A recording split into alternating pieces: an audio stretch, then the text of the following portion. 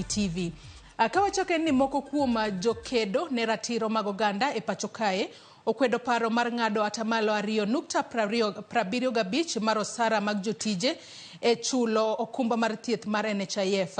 E twak margi kod jofwambo e boma ma Nairobi, gikoni piny owacho osebedo ka ok dewo ywak jopiny. Kata kamano, thuolo mane ochiw ne jopiny mondo mi gigol paro e wi paro mag chik 4 mag thieth ne ok oromo.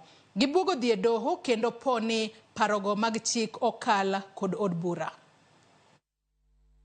The proposal to have a mandatory 2.75% monthly contribution from the employees' basic salaries for the health scheme is excessive and will further strain the taxpayer.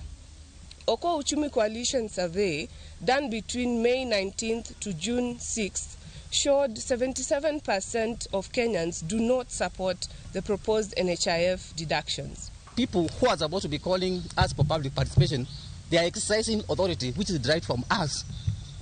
So public participation in policy making from taxation and all these other processes is not supposed to be treated as a privilege. It's not supposed to be like that.